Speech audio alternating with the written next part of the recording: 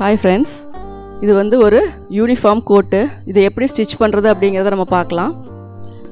First வந்து அதுக்கு தேவையான அளவு வந்து நம்ம ரெடி பண்ணிக்கலாம். வந்து உயரம் ஃபஸ்ட்டு வேணும், எவ்வளோ லென்த்து வேணும் அப்படிங்கிறது நம்ம டிசைட் பண்ணிக்கலாம். அதாவது சைடு கட்டு வரைக்கும் சுடிதார் வேர் பண்ணும்போது சைடு கட்டு வரைக்கும் வேணுமா எப்படிங்கிறத பார்த்து அந்த உயரம் எழுதிக்கோங்க. அதுக்கப்புறம் செஸ்ட் ரவுண்டு, வெயிஸ்ட்டு, ஹிப்பு. இப்போ வந்து வெயிஸ்ட் ரவுண்டு அப்படிங்கும்போது நம்ம ஈவனாக வந்து எல்லாத்துக்குமே நம்ம 4 இன்ச்சஸ் வந்து ஆட் பண்ணிக்கலாம். எந்த அளவாக இருந்தாலும் சரி, அது கூட நம்ம 4 இன்ச்சஸ். ஏன்னா கோட் அப்படிங்கும்போது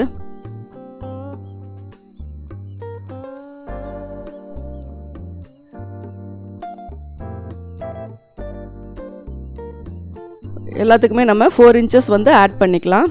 அதே மாதிரி ஆர்ம் ஹோல் வந்து எப்பவும் போல் 1/2 தான். அதே மாதிரி நமக்கு ஷோல்டர் இந்த அளவு மட்டும் இருந்தால் போதும். இப்போ அதனுடைய 4ஆக பிரித்தா எவ்வளோ அளவு வருது அப்படிங்கிறத நீங்கள் நோட் பண்ணிக்கோங்க. சைடில் வந்து 1/2 இன்ச் அல்லது ஒரு 1 இன்ச்சு நம்ம விட்டால் போதும். Shoulder, arm whole, chest, waist, hip, length. இது ஸ்லீவெல்லாம் இதில் வராது, அதனால் நமக்கு அது தேவையில்லை. இப்போ வந்து இதில் இருக்க எல்லா மெஷர்மெண்ட்டையும் நீங்கள் ரெடி பண்ணிவிட்டு நம்ம வந்து இதுக்கு ஒரு 1.5 மீட்டர் மெட்டீரியல் வந்து நான் எடுத்திருக்கேன். ஆனால் உங்களுக்கு வந்து உயரத்தை நீங்கள் எப்படி கால்குலேஷன் பண்ணுறீங்க அப்படின்னா, அதிகமாக இருந்துச்சு 24, 25 வந்துச்சுன்னா உங்களுக்கு 1.5 மீட்ரு தேவைப்படும். 20 அப்படிங்கும்போது உங்களுக்கு 1.25 மீட்ரு இருந்தாவே போதும். உயரத்தை கால்குலேஷன் பண்ணி உங்களுக்கு வந்து உயரத்தை வந்து டபுளாக போட்டுக்கணும். டபுளாக போட்டு அதுக்கு மேலே ஒரு 10 சென்டிமீட்டர் இருந்தால் போதும். அந்த மாதிரி இருக்கும்போது நீங்கள் துணியோட கால்குலேஷன் வந்து அப்படி போட்டு நீங்கள் வாங்கிக்கலாம். 1.25 மீட்ரு எடுத்துக்கிட்டிங்கன்னா உங்களுக்கு சரியாக இருக்கும். இப்போ இதில் வந்து எனக்கு 1.5 மீட்ரு கிளாத் இருக்குது. இதில் வந்து நான் எப்படி ஃபோல்டு பண்ணுறேன் அப்படிங்கிறத பார்த்துக்கோங்க. ஃபஸ்ட்டு வந்து நான் லென்த்து வைஸாக ஃபோல்டு பண்ணுறேன். அதாவது சிங்கிள் பீஸை நீல வாக்கில் மடிக்கிறேன். எப்போவுமே நீங்கள் அந்த மார்க்கிங் இதெல்லாமே நீங்கள் ராங் சைடு பண்ணிக்கோங்க. ஏன்னா ரொம்ப ஹெவியாக மார்க் பண்ணிங்கன்னா உங்களுக்கு ஒயிட்லலாம் வந்து ரைட் சைடு வந்து தெரியும் அப்படிங்கிறனால சொல்கிறேன். மற்றபடி மார்க்கிங்கிறது வந்து நம்ம ஸ்டிச் பண்ணி முடிக்கிறதுக்குள்ளே அந்த மார்க்கிங் போயிடும். இருந்தாலும் நீங்கள் லெஃப்ட் சைடு மார்க் பண்ணிக்கிறது நல்லது, எந்த மெட்டீரியலாக இருந்தாலும்.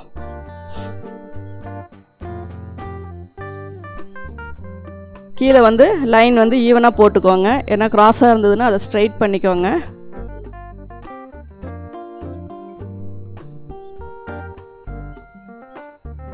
அதுக்கப்புறம் வந்து உங்களுக்கு கோட்டினுடைய ஃப்ரண்ட் சைடில் பார்த்தீங்கன்னா ஒரு ஷார்ப்னஸ் வர மாதிரி தெரியும். அதாவது ஒரு ட்ரையாங்கிள் ஷேப்பில் தெரியும். அதுக்காக வந்து நான் ஒரு 2 இன்ச்சு வந்து எக்ஸஸாக விடுறேன். அதுக்கு மேலே தான் நான் வந்து உயரம் எவ்வளோ அப்படிங்கிறத நான் மார்க் பண்ணுறேன்.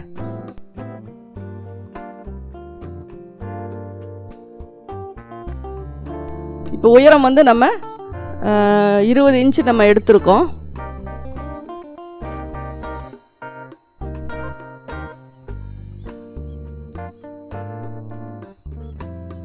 அதோட ஒரு 1/2 இன்ச்சு மட்டும் நீங்கள் சேர்த்திக்கோங்க. இது வந்து நீங்கள் ஷோல்டர் லைன், இது வந்து ஒரு லைன் போட்டுக்கோங்க. இப்போ வந்து நம்ம அந்த சென்டர் வந்து ஃபினிஷ் பண்ணுறதுக்காக ஒரு 4 இன்ச்சஸ்க்கு 4 அல்லது 5 இன்ச்சஸ்க்கு வந்து நீங்கள், அதாவது நீங்கள் செஸ்ட் ரவுண்டில் வந்து சென்டரை தாண்டி 1 இன்ச்சு வர்ற அளவுக்கு நீங்கள் அதை ஃபோல்டு பண்ணிக்கோங்க. அந்த கரை பீஸ் வர்றது தான் நான் மடிக்க சொல்கிறேன்.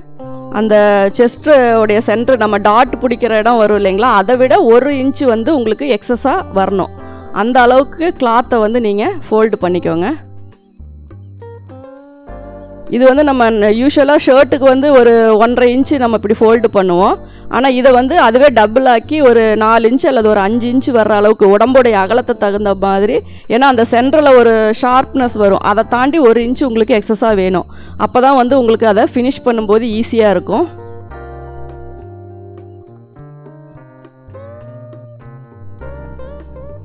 நீங்கள் எதுக்குமே நீங்கள் வந்து ஒரு மார்க்கிங் வந்து உங்களுக்கு ஜஸ்ட்டு வந்து அந்த சென்ட்ரு டாட் எங்கே வருது அப்படிங்கிறத நீங்கள் ஒரு இதில் வந்து மார்க் பண்ணிவிட்டு அதுக்கு மேலே 1 இன்ச்சு வர்ற மாதிரி நீங்கள் ஃபோல்டு பண்ணிட்டீங்கன்னா போதும். இதுக்கு பெருசாக எந்த ஒரு கால்குலேஷனுமே தேவையில்லை.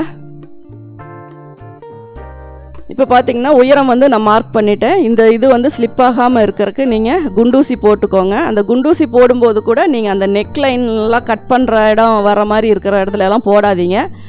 அதனால அந்த நெக் லைன் எல்லாம் தள்ளி ஒரு 3 போட்டுக்கிட்டிங்கன்னா உங்களுக்கு கட் பண்ணும்போது ஈஸியாக இருக்கும்.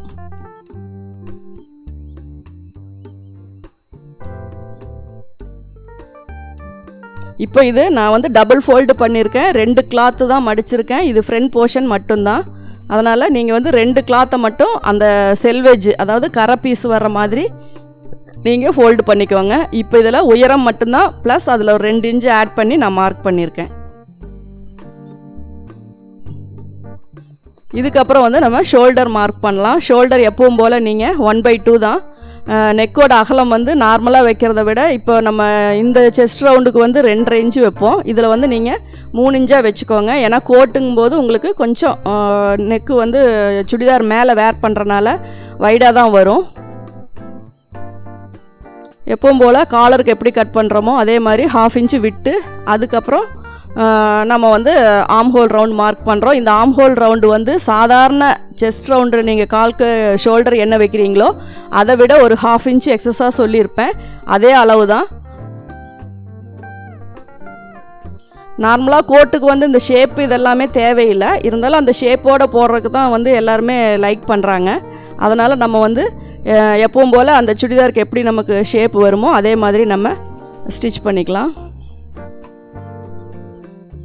ஆம்ஹோலும் அதே மாதிரி தான். சைடு எல்லாமே அதே மாதிரி தான். சைடில் மட்டும் நான் கிளாத் வந்து ஒரு 3/4 இன்ச்சு வர அளவுக்கு தான் விட்டுருக்கேன். ஏன்னா இது ரொம்ப எக்ஸஸாக கிளாத் வந்துச்சுன்னா உங்களுக்கு வந்து அந்த ஷேப் வந்து வெளியே தெரியாது. அதே மாதிரி இது அதிகமாக இதுக்கு கிளாத்தும் தேவையில்லை. ஏன்னா ஏற்கனவே நம்ம லூஸாக தான் மெஷர்மெண்ட் வச்சுருக்கோம்.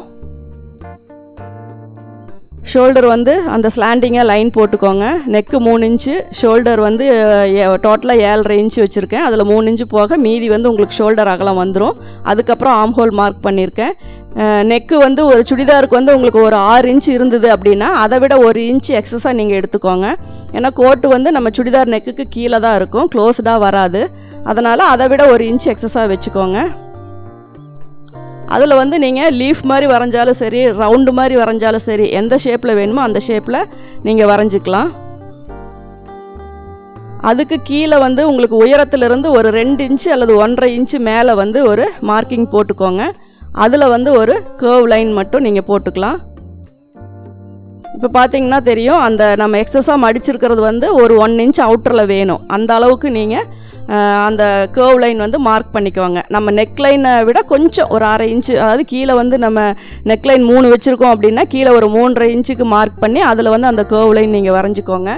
இப்போ பார்த்தீங்கன்னா ஆம்ஹோலும் சும்மா லைட்டாக ஒரு காலருக்கு வரைகிற மாதிரி, காலர் நெக்கில் எப்படி வருமோ அந்த மாதிரி தான் வரைஞ்சிருக்கோம். இப்போ பார்த்தீங்கன்னா இது ஃப்ரண்ட் போர்ஷன் ரெடி. உங்களுக்கு வந்து இதில் வந்து என்னென்ன டவுட் இருக்கோ அதை வந்து ஃபஸ்ட்லேயே கிளியர் பண்ணிவிட்டு அதுக்கப்புறமா நீங்கள் வந்து கட் பண்ணுங்கள். இப்போ நம்ம இந்த இதை வந்து கட் பண்ணி எடுத்துடலாம். இது ஃப்ரண்ட்டில் வந்து 2 பீஸு, ரைட் லெஃப்ட் 2 பீஸ். இது நெக் லைன் பக்கம் பார்த்தீங்கன்னா உங்களுக்கு ஓப்பன் வந்து ஃபோல்டிங்கில் இருக்கும்.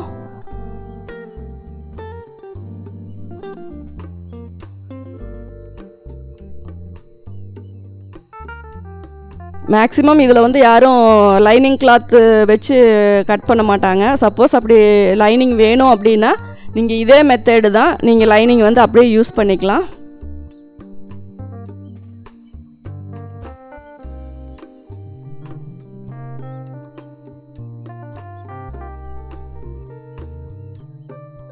நமக்கு வந்து ஃப்ரண்ட்டும் பேக்கும் வந்து கனெக்ட் ஆகிற இடம் வந்து ஆம்ஹோலும் கீழே வந்து நம்ம அந்த ஃபோல்டு பண்ணி ஸ்டிச் பண்ணுற இடமும் தான். அதனால் அந்த 2 இடமும் வந்து ஃப்ரண்ட்டும் பேக்கும் வந்து நமக்கு ஈவனாக வரணும். அதனால் நம்ம அடுத்த ஸ்டெப்பு எப்படி இது பண்ணாலும் உங்களுக்கு வந்து அந்த பேக்கு ஃப்ரண்ட்டு ஜாயிண்ட் ஆகிற இடம் வந்து ஈவனாக நமக்கு மெஷர்மெண்ட் வேணும். அதனால் அதை வந்து கரெக்டாக மைண்டில் வச்சுட்டு நம்ம அடுத்தது வந்து பேக் கட் பண்ணுவோம். இப்போ வந்து ஃப்ரண்ட்டில் வந்து ஃபஸ்ட்டு ரைட் லெஃப்ட் 2ம் நம்ம ரெடி பண்ணியாச்சு. இப்போ பேக் போடும்போது நமக்கு ஃபோல்டிங் பீஸ் தான் வேணும். ஏன்னா ஃபோல்டிங் இருந்தால் தான் பேக் வந்து நமக்கு ஓப்பன் இல்லாமல் இருக்கும். அதனால் ஃபோல்டிங் பீஸ் வந்து நீங்கள் ரெடி பண்ணிக்கோங்க. இதுக்கு ஸ்லீவ் எல்லாம் தேவையில்லை. நமக்கு எக்ஸஸாக வந்து ஒரு கிராஸ் பீஸ் மட்டும் கொஞ்சம் இருந்தால் போதும்.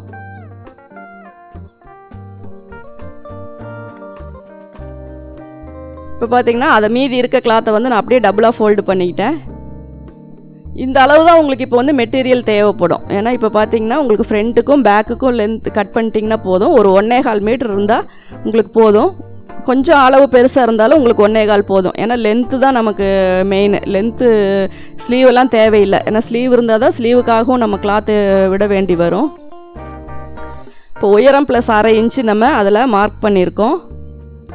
அதுக்கு கீழே ஃபோல்டிங்க்காக, ஏன்னா பேக் வந்து ஃப்ரண்ட் வந்து நம்ம ஃபோல்டு பண்ண போகிறதில்ல, பேக் சைடு வந்து நம்ம வந்து ஃபோல்டு பண்ணுவோம். அதனால் அதுக்கு ஒரு 1.5 இன்ச் எக்ஸஸாக நம்ம விட்டுக்கலாம்.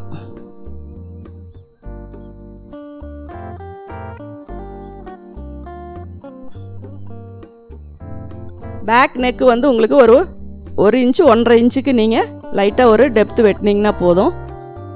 நெக்கை வந்து கவர் பண்ணி வர்ற மாதிரி, அதாவது காலர் நெக்குக்கு வந்து இதை விட கொஞ்சம் கம்மியாக வெட்டுவோம். அதை விட கொஞ்சம் அதிகமாக வந்து நம்ம பேக்கில் வந்து ஒரு யூ ஷேப்புக்கு நம்ம அதை கட் பண்ணிக்கிறோம். மற்றபடி ஷோல்டர் அளவு இது எல்லாமே வந்து நம்ம ஃப்ரண்ட்டில் எப்படி இருக்கோ அதை அப்படியே பேஸ் பண்ணி அதே லைன்லேயே கட் பண்ணிக்கலாம்.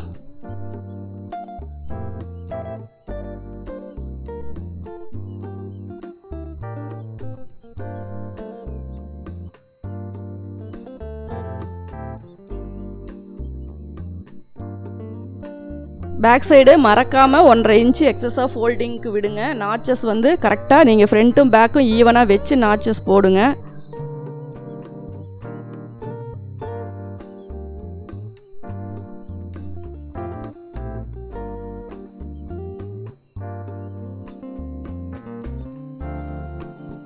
இப்போ வந்து பேக் நம்ம ஒரு 1.5 இன்ச்சுக்கு நம்ம அதை கட் பண்ணிக்கலாம். இப்போ வந்து ஃப்ரண்ட்டும் நெக்கும் வந்து இப்போ நம்ம ஃபோல்டிங் பண்ணியிருக்க பீஸ்லேயே நம்ம கவர் பண்ணிடுவோம். அதுக்கப்புறம் எக்ஸஸாக வந்து நம்ம ஆம்ஹோலும் கீழே வர அந்த ஒரு ஆஃப் சைடும் மட்டும் நம்ம ஃபினிஷ் பண்ணுறதுக்காக நல்லா கிராஸ் பீஸ் வந்து நம்ம ரெடி பண்ணிக்கலாம். பேக் நெக் ஃபினிஷ் பண்ணோம், ஆம்ஹோல் ஃபினிஷ் பண்ணோம், கீழே வந்து நம்ம அந்த கர்வ் லைனுக்கு பக்கத்தில் அந்த ஒரு இதுக்கு வந்து ஃபினிஷ் பண்ணோம். இதுக்கெல்லாமே வந்து நீங்கள் ஒரு நம்ம நெக்கு நார்மல் ப்ளவுஸ் நெக்குக்கு எப்படி கிராஸ் பீஸ் வந்து ரெடி பண்ணுவோமோ அதே மாதிரி நம்ம ரெடி பண்ணிக்கலாம். டாட் லைன் வந்து வேணும்னா போட்டுக்கோங்க, வேண்டாம் லூஸாகவே இருக்கட்டும் அப்படின்னா நீங்கள் பேக்கில் வந்து டாட் பிடிக்க வேண்டியதில்லை.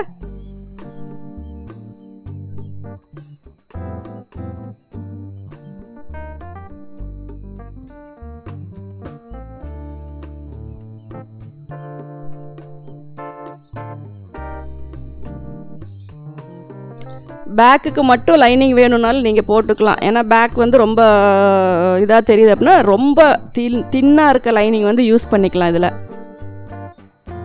இப்போ இந்த முன்னாடி வந்து ஃபினிஷ் பண்ணுறதுக்கு ஒரு கிராஸ் பீஸ் நம்ம அதில் கட் பண்ணிக்கலாம். எல்லாமே நம்ம வந்து ஃபுல் கிராஸ் வர மாதிரியே வெட்டிக்கலாம். ஏன்னா இதெல்லாமே அந்த வளைவு வர்ற மாதிரி பகுதி, அதனால் உங்களுக்கு கொஞ்சம் ஸ்ட்ரைட்டாக இருந்தாலுமே அந்த பீஸ் வந்து உங்களுக்கு நெக்கில் வந்து தூக்கிட்டு இருக்கிற மாதிரி இருக்கும்.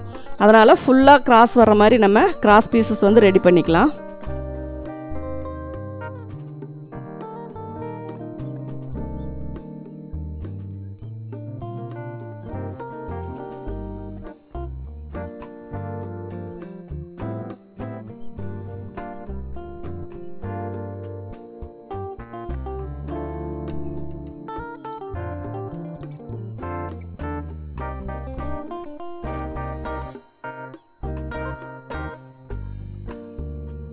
ஆம்ஹோலுமே உங்களுக்கு வந்து இதுக்கு வெட்டுறது ஒன்றும் ரொம்ப கம்பல்சரி கிடையாது. வேணும்னா லைட்டாக அந்த இடத்துல ஒரு ஷேப் வரணும் அப்படிங்கிறக்காக லைட்டாக வந்து நம்ம கட் பண்ணிக்கலாம்.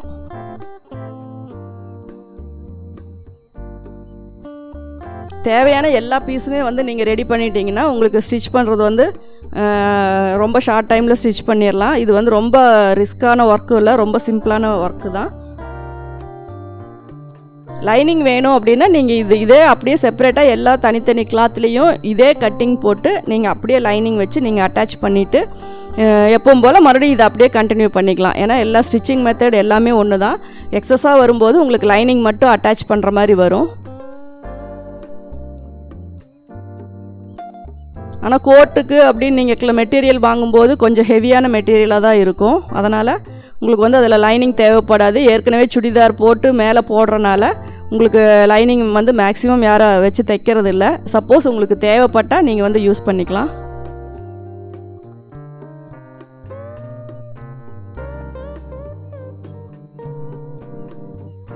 இப்போ வந்து நம்ம ஃபஸ்ட்டு பேக் வந்து ரெடி பண்ணிக்கலாம்.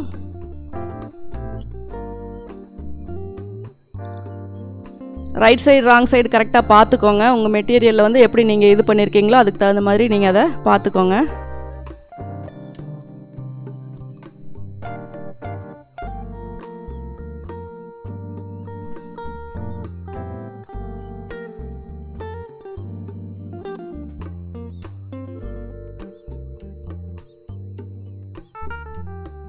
கீழே எப்பவும் போல் அந்த ஒரு எக்ஸஸாக விட்டுருக்க கிளாத்தை நம்ம மடித்து தையல் போட்டுக்கலாம்.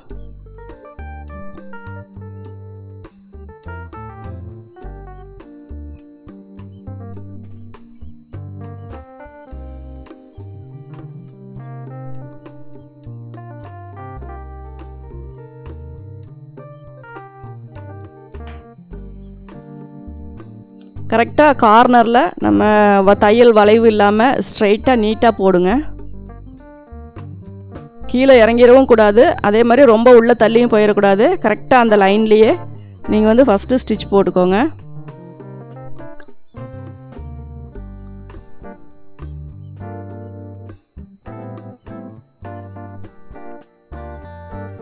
அதுக்கப்புறம் நம்ம பேக் டாட்க்கு வந்து நம்ம மார்க் பண்ணியிருக்கோம்.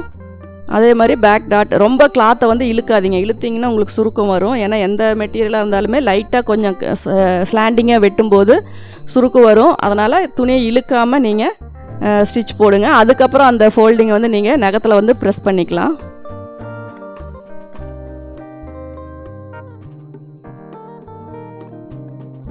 பிசுறு இருந்தால் அப்போவே கட் பண்ணிட்டீங்கன்னா உங்களுக்கு ஜாயின் பண்ணும்போது ஈஸியாக இருக்கும்.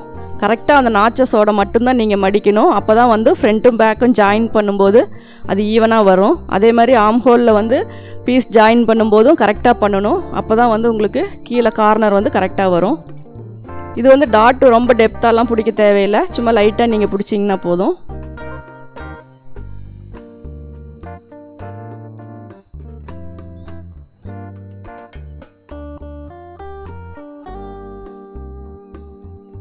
இப்போ பார்த்தீங்கன்னா பேக் வந்து நம்ம டாட் பிடிச்சி ரெடி பண்ணிட்டோம்.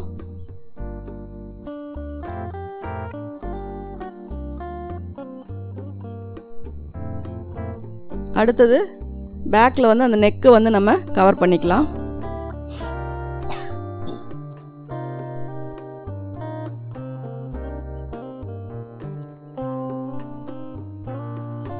அந்த கிராஸ் வரும்போது மடிக்கும்போது கவனமாக மடிங்க.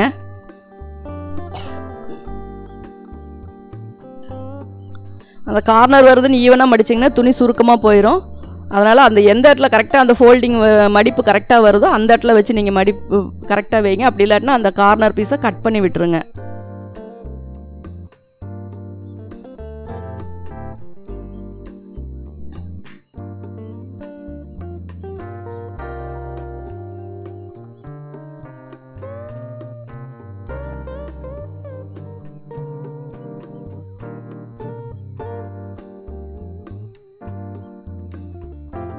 படிமான தையல் போட்டுக்கோங்க. இதுவுமே நம்ம வந்து ஷோல்டர் வந்து சுடிதாருக்கு பண்ணுற மாதிரி அந்த பிசுறு எண்டில் தெரியாத மாதிரி கவர் பண்ணி தான் நம்ம ஜாயின் பண்ணுவோம்.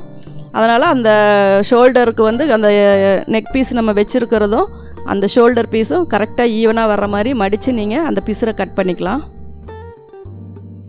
கரெக்டாக அந்த ரவுண்ட் ஷேப்புக்கு வச்சு அப்புறம் கட் பண்ணுங்கள். அப்போ தான், இல்லாட்டினா நீங்கள் சேர்த்து கட் பண்ணிட்டீங்கன்னா ஷோல்டர் இழுக்கிற மாதிரி ஆயிரும்.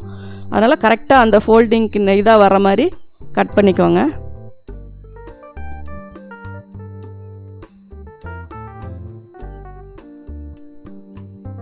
அப்போ தான் துணி நம்ம ஜாயின் பண்ணும்போது நமக்கு அளவு வந்து கரெக்டாக தெரியும்.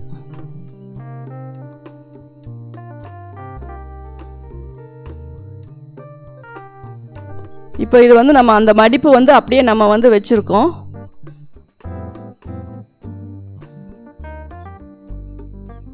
கரெக்டாக அந்த ஒரு இதில் வந்து நம்ம ஒரு 1/4 இன்ச்சு கேப்பில் தையல் வந்து போடலாம்.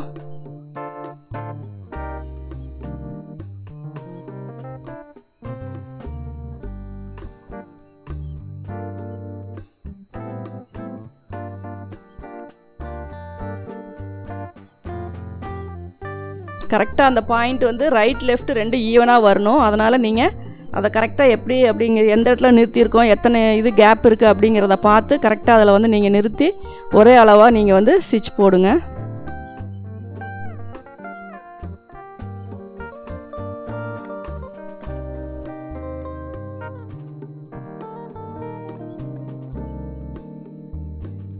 இதே மாதிரியே ரைட் லெஃப்ட் ரெண்டுமே நீங்கள் கரெக்ட் பண்ணிக்க ஸ்டிச் போட்டுக்கோங்க.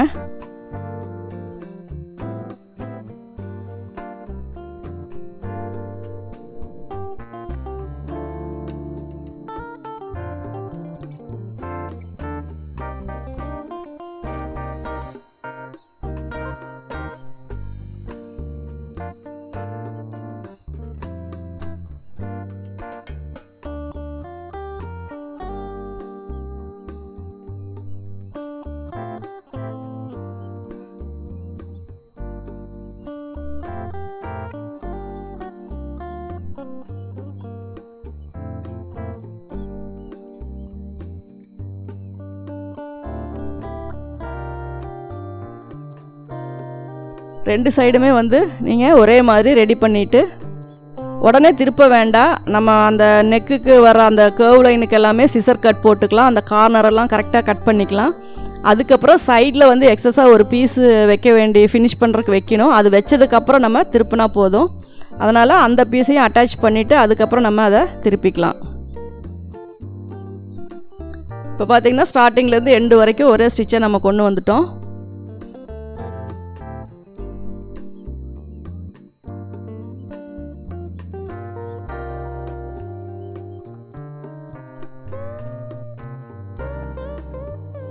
அதுக்கப்புறம் ஒரு கிராஸ் பீஸை வந்து ஃப்ரண்ட்டில் இருக்க ஃப்ரெண்டுக்காக கட் பண்ண கிராஸ் பீஸ் மட்டும் எடுத்து முன்பக்கமாக வந்து நம்ம அட்டாச் பண்ணிக்கலாம்.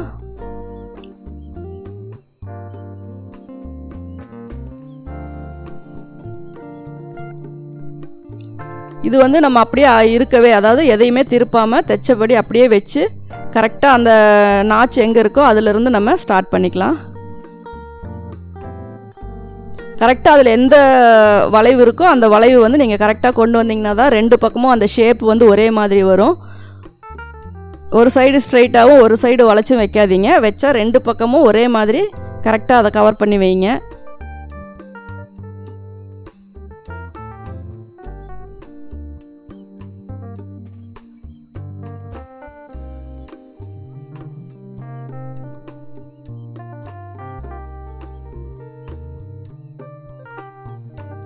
அந்த கட்டிங் நம்ம எப்படி போட்டிருக்கோமோ அந்த ஷேப்பு கரெக்டாக கொண்டு வந்துட்டிங்கனாவே அது உங்களுக்கு நீட்டாக வரும்.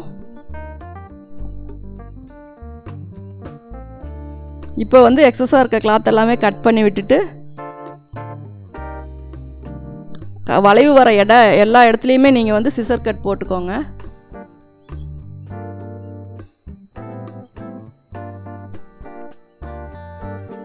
அதே மாதிரி எக்ஸஸாக திருப்பும்போது உங்களுக்கு டிஸ்டர்பாக இருக்க எல்லா கிளாத்தையுமே வந்து நீங்கள் தையலை ஒட்டி வெட்டி விட்டுக்கலாம்.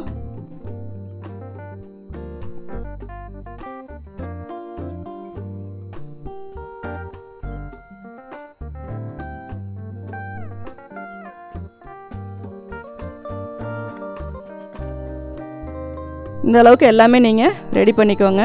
அதுக்கப்புறம் அந்த கார்னர் வந்து கரெக்டாக அந்த பாயிண்டட் வர மாதிரி திருப்பிக்கோங்க. கீழே மட்டும் கொஞ்சம் திக்காக இருக்கும். அதில் எக்ஸஸாக இருக்க கிளாத், தேவையில்லாத கிளாத் எல்லாத்தையுமே நீங்கள் வெட்டி எடுத்துருங்க.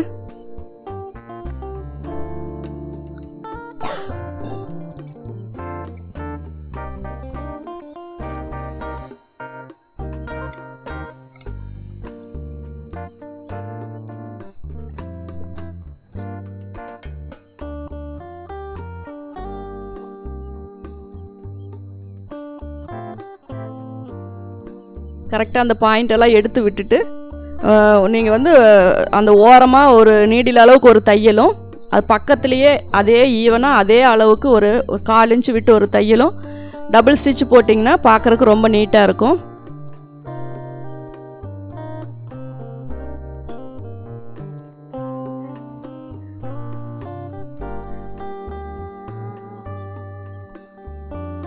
இந்த ஷேப்புக்கெல்லாம் நம்ம செப்பரேட்டாக பீஸ் வச்சு ரெடி பண்ணும்போது உங்களுக்கு வந்து இந்த ஃபினிஷிங் வந்து உங்களுக்கு கிடைக்காது.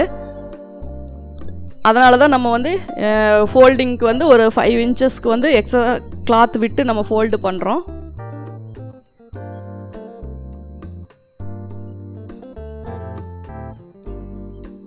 கரெக்டாக கீழே இருக்க பீஸ் மேலே வராத மாதிரி நீடில் அளவுக்கு நல்லா தையல் போட்டுக்கோங்க. நகத்தில் நல்லா ப்ரெஸ் பண்ணி விட்டுட்டிங்கன்னா உங்களுக்கு வந்து அந்த தையல் மேலே வராது. இல்லாட்டினா ஸ்டெப் பை ஸ்டெப்பாக வரும்போதே நீங்கள் வந்து கவனமாக கீழே இருக்க துணி நல்லா இழுத்து விட்டு நீங்கள் வந்து தையல் போடுங்க. அந்த கார்னரெல்லாம் வரும்போது 2 பக்கமும் ஈவனாக தையல் வர மாதிரி கரெக்டாக ஷார்ப்பாக தையல் போடுங்க.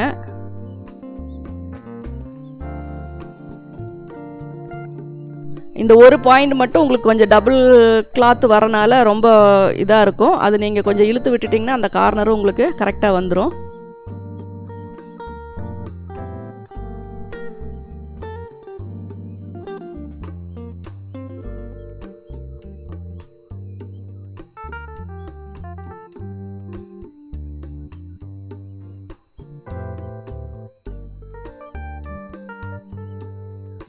இப்போ அதே பார்த்திங்கன்னா ஒரு நீடில் அளவுக்கு நம்ம கரெக்டாக தையல் கொண்டு போகலாம். நல்லா அந்த சுருக்கு இது எல்லாத்தையுமே நல்லா நீட்டாக எடுத்து விட்டுருங்க. ஏன்னா ஒரு தையலில் அந்த இது க்ரஷ் வந்து ஃபார்ம் ஆயிடுச்சுன்னா நீங்கள் 2வது தையல் போடும்போது அதில் அந்த சுழுசுழு ஒரு நெளிவு வரும். அதனால் அதை வந்து நீங்கள் கரெக்ட் பண்ணிக்கோங்க.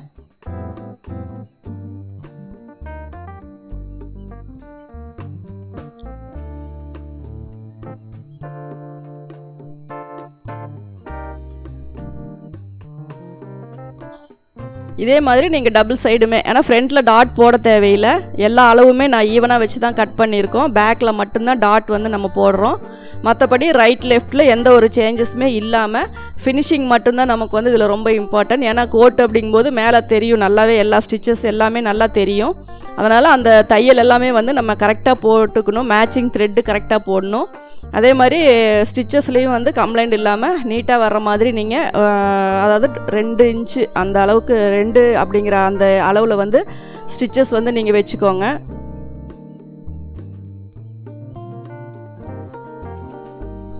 அது அப்படியே டபுளாக 2வது போடும்போது அந்த ஸ்டிச்சு வந்து டபுள் இதில் அப்படியே ஒரே இதாக வர மாதிரி கரெக்டாக கொண்டு வந்துடுங்க. இப்போ பார்த்தீங்கன்னாவே உங்களுக்கு அந்த ஷேப் வந்து தெரியும். முன்னாடி வந்து ஒரு கர்வ் லைன் வர மாதிரியும், சைடில் வந்து அந்த முக்கோண இது ஷேப் வர மாதிரியும். இந்த கீழே இருக்கிறது வந்து எல்லா ஸ்கூலுக்கும் வந்து ஒரே மாதிரி வராது.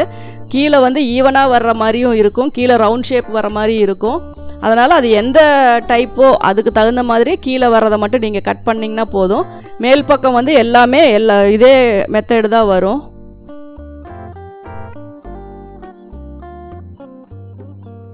இதை வந்து நீங்கள் நீட்டாக அயர்ன் பண்ணிட்டீங்கன்னா உங்களுக்கு அந்த ஃபினிஷிங் வந்து நீட்டாக வரும்.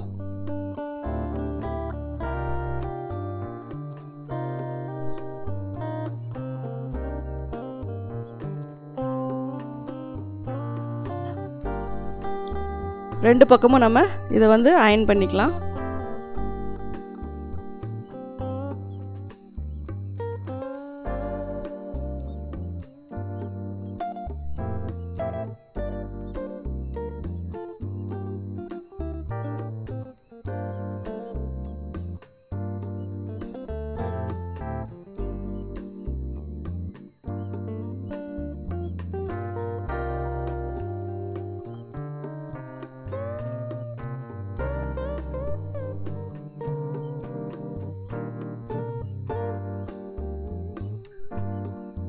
இதே மாதிரி நம்ம ஒரு பக்கம் எப்படி ஸ்டிச் பண்ணியிருக்கோமோ அதே மாதிரி கரெக்டாக ஆப்போசிட் சைடும் நம்ம ரெடி பண்ணிக்கலாம். ராங் சைடு பார்த்திங்கன்னா உங்களுக்கு அந்த நெக் பீஸ் வந்து இது மாதிரி ஃபோல்டிங் இருக்கும், கீழே ஒரு பீஸ் இருக்கும். இப்போ வந்து பேக் சைடும் வந்து நம்ம நெக் வந்து ரெடி பண்ணிட்டோம், ஆனால் அது இன்னும் ஃபினிஷ் பண்ணல. இப்போ இதனுடைய ஷோல்டர் வந்து அது கூட வச்சு நம்ம அட்டாச் பண்ணிக்கலாம்.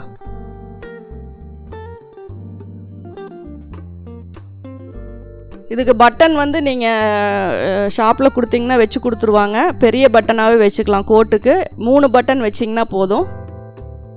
இப்போ வந்து பேக் சைடோட மெயின் சைடு நான் போட்டிருக்கேன், மேல் பக்கம் மேலே வர மாதிரி. அதே மாதிரி ஃபேஸிங், அதாவது ஒன்று பார்த்த மாதிரி ரைட் சைடு இருக்குது. இப்போ ஷோல்டர் வந்து நம்ம எப்பவும் போல் சுடிதாருக்கு எப்படி கவர் பண்ணி ஜாயின் பண்ணுவோமோ அதே மாதிரி பண்ணிக்கலாம். அந்த பிசுறு, அதாவது நம்ம எக்ஸ்ட்ரா வச்சுருக்க ஃபேஸிங் பீஸ் வந்து மேலே அப்படியே கவர் பண்ணி நம்ம தையல் போட போகிறோம். அப்போ வந்து அந்த கார்னர் வந்து உங்களுக்கு தூக்கிட்டு இருக்காது. கரெக்டாக 1/2 இன்ச்சுக்கு நீங்கள் பேக் ஸ்டிச் போட்டு கரெக்டாக தையல் போட்டுக்கோங்க. அதே மாதிரி ரைட் லெஃப்ட் 2 ஷோல்டருமே நீங்கள் ஜாயின் பண்ணிக்கலாம். எக்ஸ்ட்ரா வர பீஸை கட் பண்ணிவிட்டு கார்னரை கட் பண்ணிவிட்டு அதுக்கப்புறமா நம்ம திருப்பிக்கலாம்.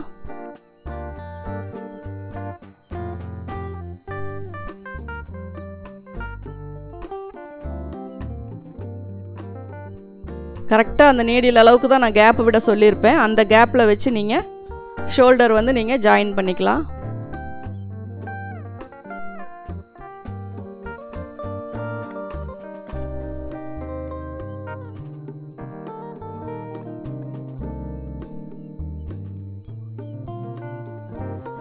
இதுக்கப்புறம் கார்னர் கட் பண்ணி விட்டுட்டு நீங்கள் திருப்பிக்கலாம்.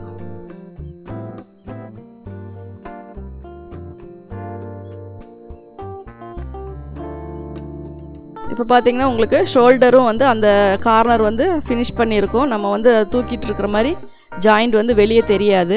ஓவர்லாக் வேணால் அதில் போட்டுக்கலாம்.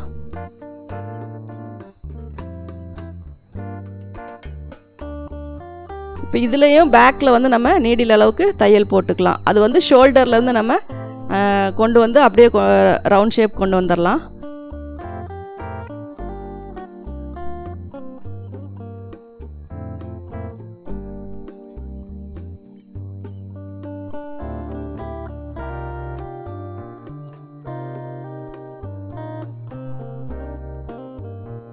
இதுவும் கரெக்டாக எப்படி ஃப்ரண்ட்டில் நம்ம ஃபினிஷ் பண்ணமோ அதே மாதிரி பேக்லேயும் கொண்டு வந்துடலாம்.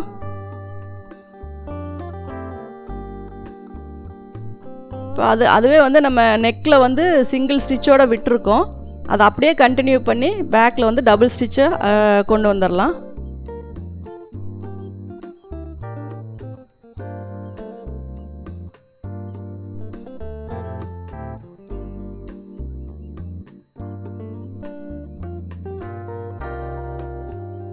பிசர் எல்லாமே கரெக்டாக அந்த இதோட கட் பண்ணிடுங்க, தையலோட கட் பண்ணி விட்டுருங்க. இப்போ நம்ம நெக் ஃபினிஷ் பண்ணியாச்சு. அடுத்தது ஆர்ம் ஹோலுக்கு வந்து நம்ம அதே மாதிரி கிராஸ் பீஸ் வச்சு அதையும் ரெடி பண்ணிக்கலாம்.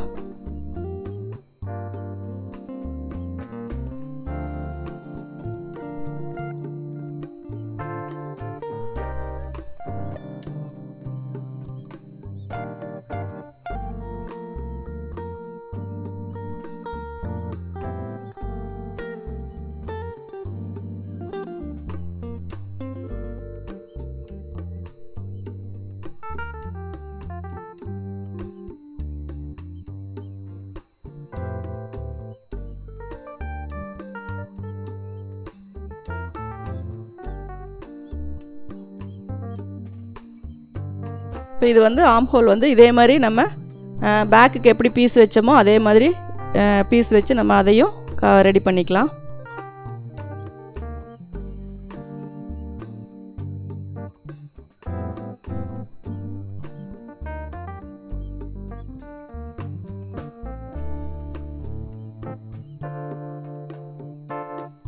எல்லாமே வந்து சேம் ஒரே அளவு பீஸாக வச்சு நம்ம ஸ்டிச் போட்டோம்னா கரெக்டாக இருக்கும். அதனால் வெட்டும் போதே எல்லாத்துக்கும் சேர்த்து எவ்வளோ தேவைப்படுமோ அந்த அளவுக்கு நீங்கள் கிராஸ் பீஸ் வந்து வெட்டி வச்சுக்கோங்க. ஷோல்டர் ஜாயிண்ட் வந்து கவனமாக பார்த்துக்கோங்க. பேக் சைடு தள்ளி இருந்தால் அதே மாதிரி பேக் சைடு தள்ளி இருக்கிற மாதிரி வச்சுக்கோங்க. அந்த வளைவெல்லாம் எப்படி வருதோ அதுக்கு தகுந்த மாதிரி கரெக்டாக நீங்கள் கிளாத்து வந்து அதிகமாக தள்ளி வச்சிடக்கூடாது. அந்த மூணு பீஸுமே கீழே இருக்க பீஸு நம்ம ஃபோல்டு பண்ணி வைக்கிற 2 பீஸு எல்லாமே வந்து ஈவனாக ஒரே லைனில் வர்ற மாதிரி நீங்கள் வைக்கணும். அப்போ தான் வந்து உங்களுக்கு ஃபினிஷிங் வந்து நீட்டாக வரும். இப்போ இதுலேயுமே வந்து நம்ம படிமான தையல் போட்டு டபுள் ஸ்டிச் போட்டுக்கலாம். எல்லா இடத்துலையும் தையல் போடுறது வந்து ஒரே மெத்தேடு தான். ஒரு நீடில் அளவு தையல், பக்கத்தில் ஒரு 1/4 இன்ச்சு கேப்பில் டபுள் ஸ்டிச்சுக்கு வேண்டி ஒரு தையல் போடுறோம்.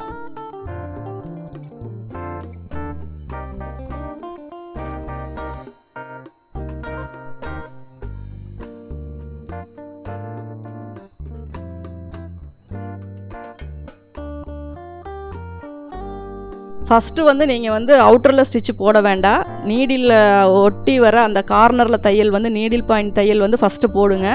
அப்போ தான் வந்து உங்களுக்கு அந்த இடத்துல சுருக்கு இல்லாமல் நம்ம கரெக்டாக கொண்டு வர முடியும். அதுக்கப்புறம் அடுத்த தையல் போட்டிங்கன்னா உங்களுக்கு அந்த சுருக்கமே இல்லாமல் வரும்.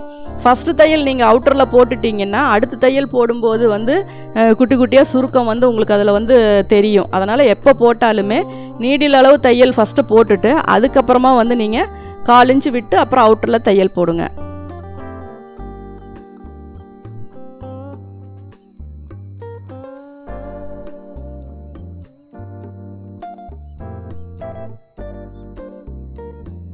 நம்ம ஏற்கனவே எவ்வளோ ஸ்டிச் போடணும் அப்படிங்கிறதுக்காக நீடில் மார்க்கெல்லாம் போட்டு வச்சுருக்கோம். அந்த இதை வந்து நீங்கள் மார்க்கிங் சரியாக தெரியல அப்படின்னா மறுபடியும் அதை டிசி மார்க்கர் வச்சு மார்க் பண்ணிக்கோங்க.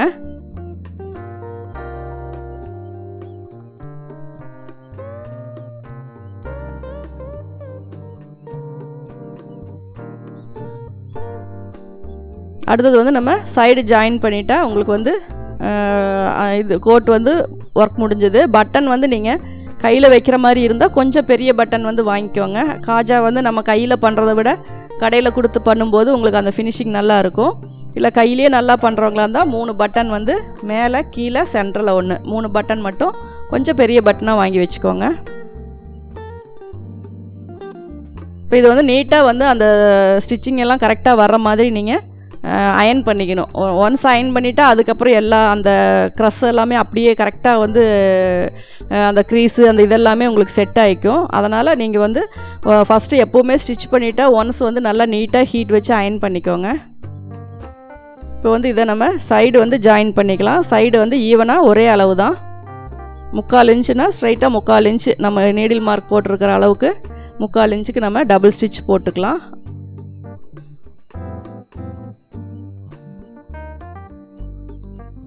இதுவே உங்களுக்கு பிசுறு இல்லாமல் தையல் போட முடியும் அப்படின்னாலும் அந்த மாதிரி போட்டுக்கலாம். ஃபஸ்ட்டு மேல் பக்கமாக வச்சு தையல் போட்டு அதுக்கப்புறமா நீங்கள் உள்பக்கம் திருப்பி தையல் போட்டுக்கலாம்.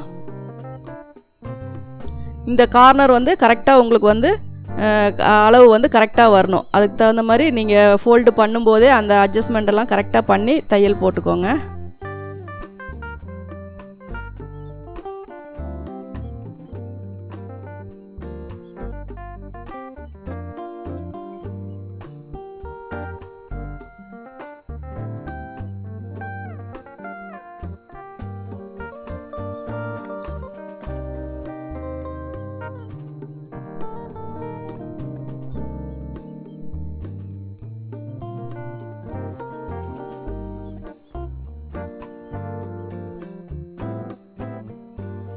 ரெண்டு பக்கமும் ஒரே மாதிரி நீங்கள் தையல் போட்டுக்கோங்க. கரெக்டாக மெஷர்மெண்ட் வச்சு துணியெல்லாம் கரெக்டாக ஒரே அளவு வச்சு நம்ம கட் பண்ணோம்னா நம்ம எக்ஸஸாக மறுபடியும் வந்து சிசர் வச்சு கட் பண்ணுற வேலை வராது. அதனால் நீங்கள் ஃபஸ்ட்டு ஸ்டார்ட் பண்ணும்போதே அந்த அளவு எல்லாமே வந்து நம்ம கரெக்டாக மார்க் பண்ணி கரெக்டாக அளவு விட்டு கட் பண்ணிக்கிட்டோம்னா நம்ம ஸ்டிச் பண்ணும்போது ரொம்ப ஈஸியாக இருக்கும். இப்போ வந்து நம்ம சைடு வந்து ஓவர்லாக் போட்டுக்கலாம்.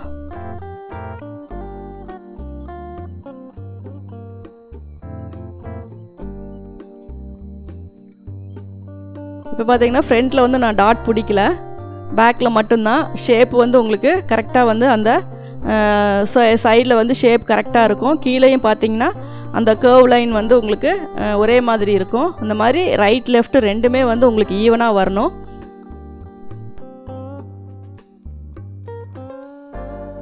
புதுசாக வந்து இவங்க ஸ்டிச்சிங் கற்றுக்குறோம், அவங்களுக்காக தைச்சி போடும்போது கரெக்டாக இருக்குது, அடுத்தவங்களுக்கு செய்யும்போது அது வந்து கரெக்டாக வரல அப்படிங்கிறாங்க.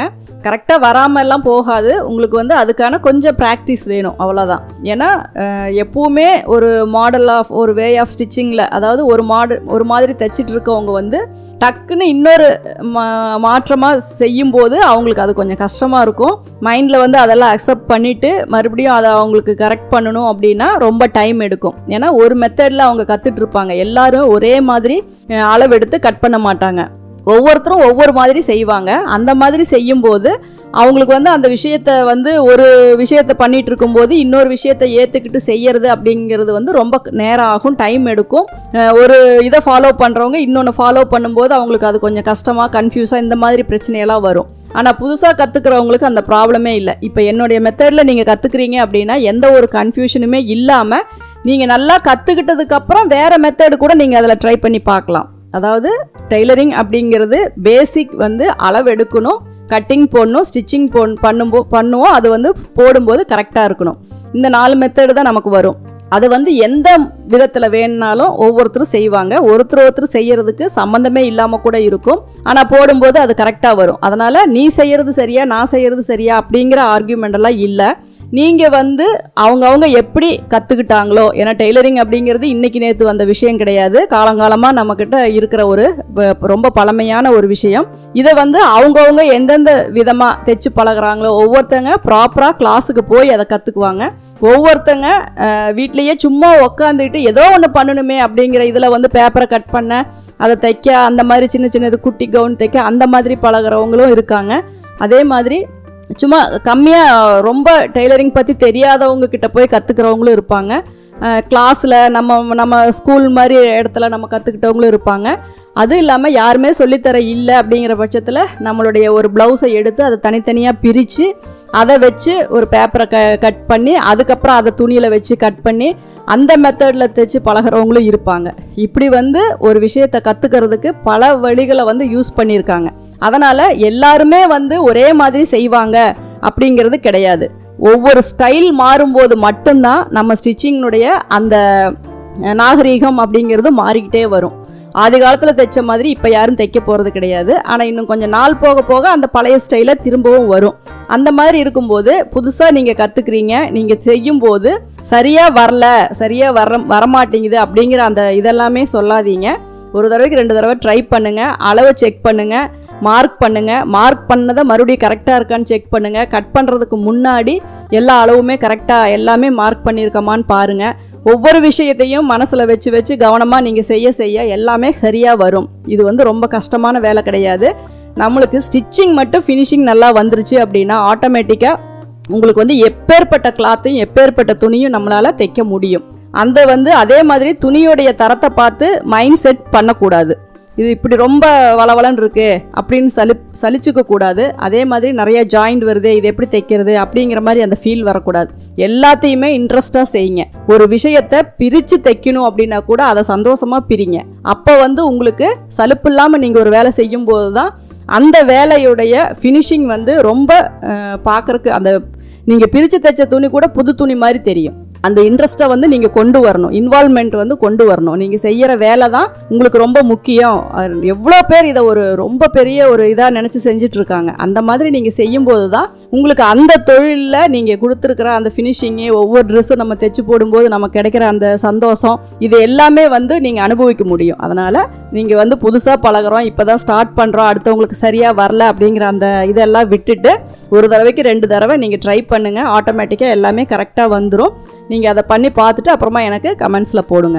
நம்ம சேனலை சப்ஸ்கிரைப் பண்ணாதவங்க சப்ஸ்கிரைப் பண்ணிக்கோங்க. பக்கத்தில் இருக்க பெல் சிம்பிளையும் அப்படியே ப்ரெஸ் பண்ணிக்கோங்க. பண்ணிட்டீங்க அப்படின்னா தான் உங்களுக்கு வீடியோஸ் வந்து உடனுக்குடனே அப்லோட் பண்ணும்போதெல்லாம் நோட்டிஃபிகேஷன் கிடைக்கும். பிடிச்சிருந்தா கண்டிப்பாக ஃப்ரெண்ட்ஸுக்கு கூட ஷேர் பண்ணுங்கள், கமெண்ட்ஸ் பண்ணுங்கள். உங்களுடைய கொஸ்டின்ஸ்க்கு எல்லாமே நான் வந்து உங்களுக்கு ஆன்சர் பண்ணுறேன்.